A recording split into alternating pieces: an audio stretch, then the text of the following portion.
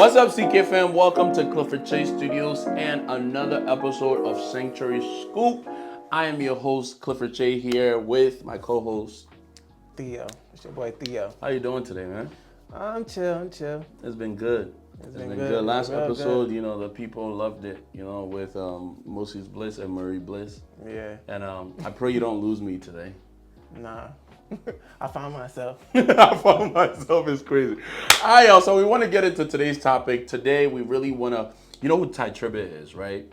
Tye Tribbett is a gospel singer, a gospel musician who is also a pastor, and he's been trending. Tye Tribbett is trending, and I think he's trending for a right cause. I think God is really doing a new thing with him. When I look at him, he's talking about how there's this video where he's talking about how basically, his church got shut down, right? Lost his building during COVID. And through that, God has really brought him and his church back to a place where they're really doing church with God and not just do church. You get what I mean? So there's a video that's trending. I want Theo to play it before we get into it. But hey, as we're talking, please make sure you let us know what your thoughts are in the comment section. But yo, let's play the video. It's a long video, so we'll play different aspects of the video and we'll talk about it as we go. Pastor Tye, I want you to jump in because I believe the church has been in a crucial state, and many of the viewers that are watching, we've got thousands watching online, and those that are in the room, many of them feel stuck. What do I do? Because I'm experiencing the church as I knew it is gone, and we're seeing God reconstruct something, but where is the church going right now? Praise the Lord, everybody. God bless you. Thank you so much again, Prophet, for having me here, and give honor to all those who are up here as well.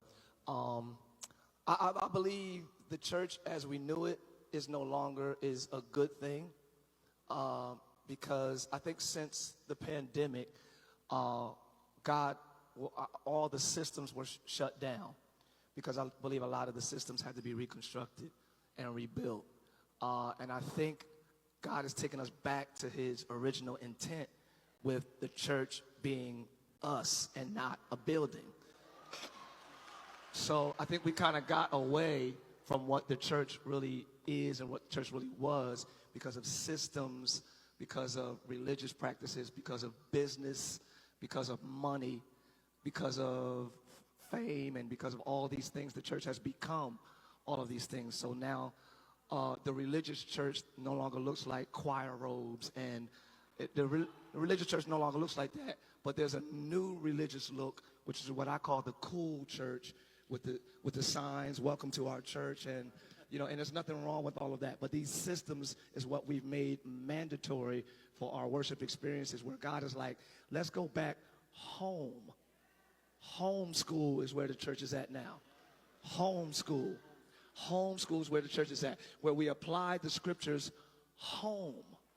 Where we live the word and not just have worship experiences, because all the scriptures that we know are marriages. We had marriage ministry recently, and they said, there's not many scriptures about marriages. I was like, are you kidding me? The whole Bible is about marriage. Yes. The scriptures apply to you as a believer, period. Period. It's a long video, but It's a long video, but we'll get back into it because the video talks about different things. But what do you think, man? I don't know. They might hate me for saying this one. I really do believe that it's subjective. The church has changed, but God is still the same. We can't base back in the day they had robes and all of this. If you go back to Jesus' times, what did they have? They didn't have screens or anything. They didn't wear suits, but nobody really complained about the change. Pastor always says, right? Change is what? Change is what? You tell me.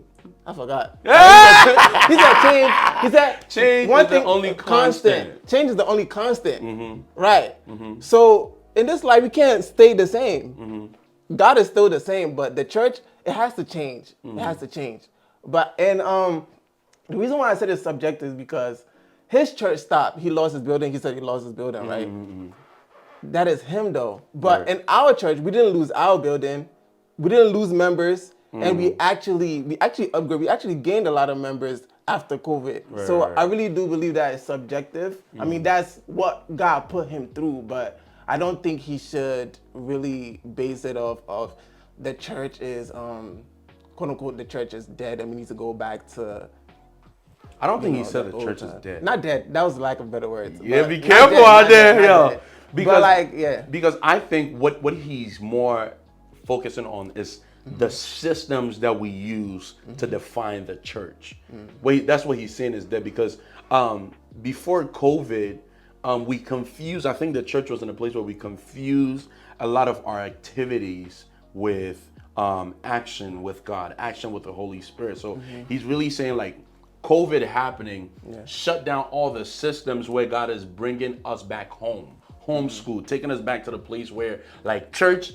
There's something powerful that he said that church is not about the buildings, but it's about the people, right? So I agree in that aspect that we are the church, right? So because if we put the building there without the people in it, ain't nothing happening in there. You get what I mean? So I agree to that extent. I agree with that. But at the same time, I don't agree with us also like disregarding the building, right? He never said let's disregard the building because later on in the video, I watched this video before. Later on in the video, he talks about how even though he lost his building, his church now they've been meeting in a specific place. So they're still meeting where the Bible tells us not to disregard the assembling of one another because that's key. But there's an important thing that I think Tye Tribbett is trying to say, which is let's apply the word. Because I think a lot of us are just coming to church. Oh, I'm going to church. Oh, I'm going to meet my friends. I'm going to chill. But we don't apply the word. Like we like, oh yeah, there's no word for us to apply for our marriage. And he talks about it. He's like, bro, like you can apply the word anywhere. So I think God is really taking us back home. Like he said, that one is key because COVID really showed us who was a true Christian. COVID really showed us who was really about it for, because sometimes we tend to hide behind church and not really see God for ourselves. And so to that aspect of it, I agree, that God is really doing a new thing. Like you said, change is the only constant. Like change is always happening. It's up to us to really discern, to really go where we're going and stuff, where the church is going, So where do you blame? Who would you blame? The people or the leaders? What for what? And just him talking about we need to go back home because for us, we know our leader and the way our pastor put things in order is the way he grooms, not really, is that a right word to say, groom? The way he prunes us, is that a right word? Prune and groom is both right, depends on what you're trying to say. Keep going. No, but grooming got me feeling like it's like, so you grooming like a child, Change your ways. like a pedophile. Like, Change your ways, stop. So the way we are taught, Change your ways. The way we are taught, right? We're taught the basics. We're taught the right. basics, and we fast, we pray. 5 a.m. morning, lunchtime, and evening time. Yeah. We meet 5 times a week, and I do believe that if those things are in place, going back home is important. But I feel like those are the key to stay home. Right. Right. So I feel like, in a sense, yes, it's more blame on the people, but I do feel like the leaders are the ones that could make the change and take charge. I agree with you. Yeah. I agree with you. One thing that I think we should make it clear, and Theo mentioned this, like during COVID, almost every church in this country or in the nation shut down. Our church, Plug, All Nations Church, New Jersey, Elizabeth, New Jersey, we never shut down. So like Theo was saying, like our church, by God's grace, we happen to be one of the churches that stays to the foundation. Yes. We were always home. Our church didn't leave to go somewhere else. But unfortunately, that wasn't the case for everybody. So in as much as, thank God that's what happened for us, and we have a great church.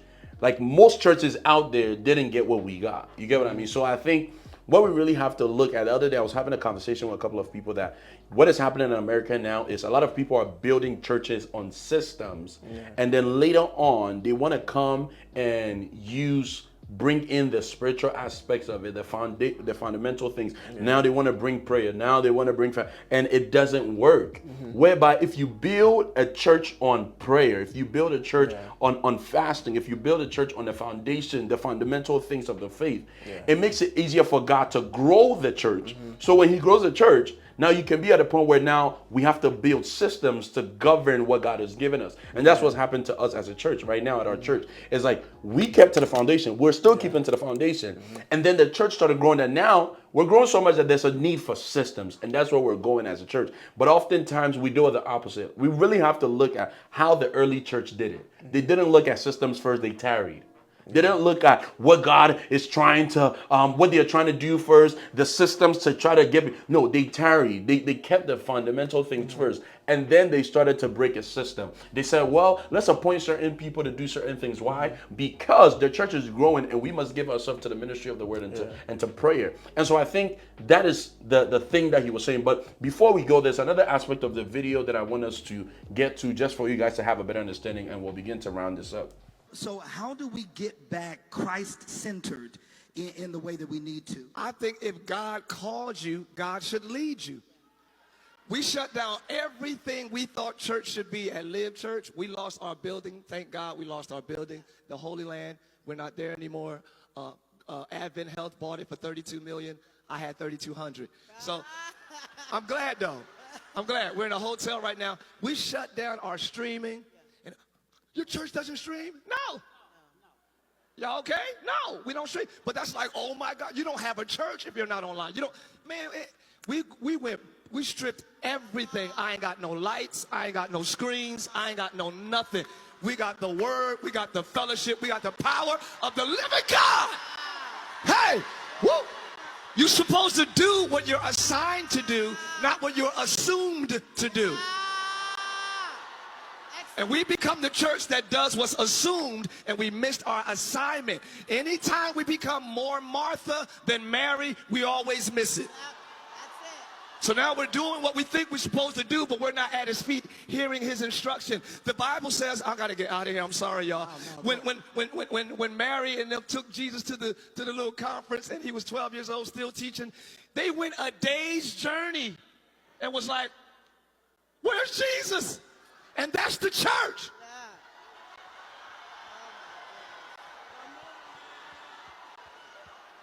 We're still moving forward. We're still doing what we've always done, not realizing we don't even have the King of Kings and the Lord of Lords with us. So I think it's more important to have Emmanuel than 5,000 people.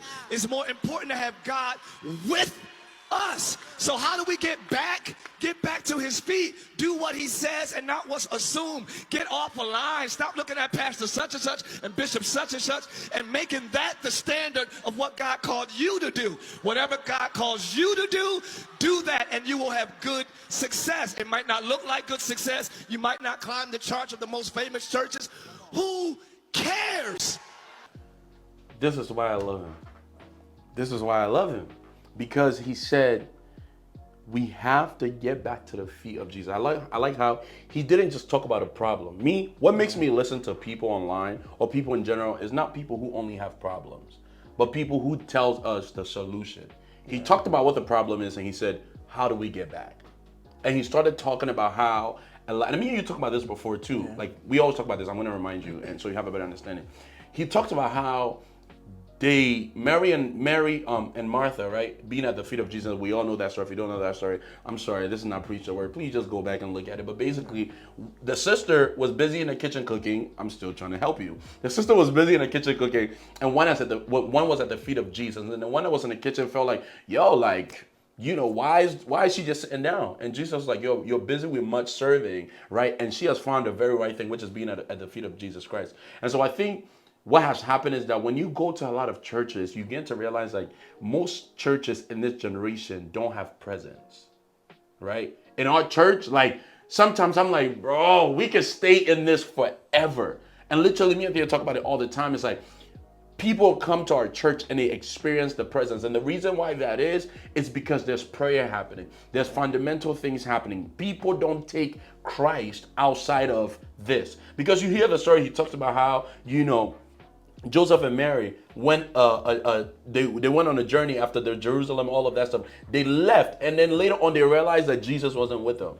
And that's like a lot of churches that's happening right now. It's like we've been doing church, we've been going through the journey of church, realizing that, oh my God, Jesus is not with us. We've been just doing activities. People been getting emotional and we're calling it God. People been getting emotional and we're calling, oh, God is showing up. You feel me? So I think that's really what I wanted to really emphasize on. Like for me, it's like, yo, could it be possible that we're doing church without Christ himself with us? Okay. So for the viewers watching, right, what are some tips that you would give them outside of church, how they can stay with the presence of God and still keep church, the aspect of church, not with others, but even with themselves, while not being in the physical church? I mean, it's all back in what Tye Tribbett said, right? I think he preached the whole thing. I don't even have to tell you anything. And please go watch the full video. He talked about how we have to go back into applying the word. That is the difference, right? Don't just read the word, apply it, right? Also, another plug, watch, when you're home, watch Word of the Day. We have Word of the Day segment here. It forces you to apply the word, hear the word, and apply it. But it is in all that he said. And also, don't only be a Christian that do spiritual things when your church is doing it.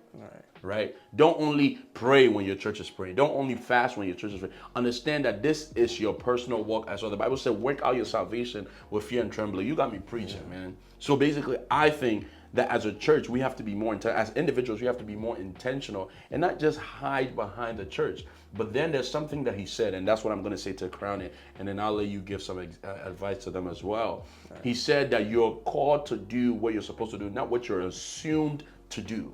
Right. Because a lot of people are doing what they assume to do. Like, oh, Theo assumes for me to do this, so I'm doing this because Theo wants me to do this. No. Like, you know, now there's a standard of what a church is supposed to look like out there. Like, and there's always been a standard in terms of the faith-wise, the Bible. But now if you don't have that video wall, if you don't have those kind of lights, I mean, you know, if you don't have certain things, if you don't have that many followers, your church is not being a church. You're not thriving. It's like, yo, stick to the fundamental things. And God himself will lead you. Let Jesus be the one leading you and not people. Don't compare yourself to other people. For other people out there, I know we don't got a church. We're serving in the church. But if you're somebody's listening to us and you find yourself in that place and you're already a pastor in that place, listen, you don't have to compare yourself to anybody. God has called you and he will lead you. And that's the thing that he said I wanted to emphasize on. But what is one thing you can tell people, you know, to really make sure that they're working well in the church? You want offering? Offering is crazy. He just did the whole preaching. No, but I had to. Like, I like this subject so much, bro. Yeah, I mean, me personally, apart from going to church, right, I have my own church. Right? And my own church is not a physical. Pastor. It's not a physical church. But I get what my you mean. own church is just my mind and the way I treat people, right? So I always tell people, treat people based on who you are, not who they are. So I know Clifford is this man of God. I'll treat Clifford with respect. But if I don't know this other girl, whatever, whoever, like maybe just a random person, I'll be careful when you're using girls. What do you think? Not girl. But like, just treat people good. Treat everybody good, because you never know. You never know. Yeah. Because I remember back in the day, you was treating me crazy. What are you talking about? Crazy. What are you talking about? How was I treating him crazy back in the day? Wait, no. Now I'm actually interested. Back in the day, right? Okay. Yo, if you tell any lie, you won't film any video with me anymore. I'm telling you. Whatever you're about to say, if it's a lie, you're not filming with me anymore. Back in the day, right? I'm actually interested. Well, I think I had DM'd this dude, right? And I was like, yo, bro. So he was dancing back in the day, and I just started. So I'm like, yo, okay, like, you know, Clifford's out there, you know. I DM'd him. I was like, bro, like, man, help the guy, you know, promote my stuff for me, man. He left me on red. He left me on red, but God said what? See what God has done from then till now? Huh? Bro, to be fair, I DM'd you back, though. When we got to Montclair, that's when times got tough, and he was like, I need him. So sometimes treat people right. Yes, we need to treat people right. But yeah, for real though, like my church is always treat people right, because you never know who they're gonna be, how you're gonna need them, and just treat people right. Just treat people right. Yo, listen, I agree with Theo, man. I think as a church, the most important thing, like Jesus Christ did, was learning to treat people right. And how you treat people is literally what the image of the church is, right? And so let's keep that up. But Tye Tribbett, I believe God is doing something with him that will shock people. I know some people just know him as a worshiper and all that stuff, but I can tell somebody who God is working on. You know, and so any final words before we go? So I do agree with Ty. I don't want to come off like I don't really agree with what he's saying. I do agree, but I also wanted to put the other aspect out there because we don't want to just view it just from a standpoint. Because like you said, God is working on him, and you don't know what season he's in. But I know other churches and other pastors might be in the opposite season where it's like that's when it's like, oh, who are you talking about? Like, you feel me? It could turn into a whole little thing. But I feel like most importantly, we just have to hear the voice of God. I feel like some of the leaders need to go back to hearing the voice of God because that's where it is.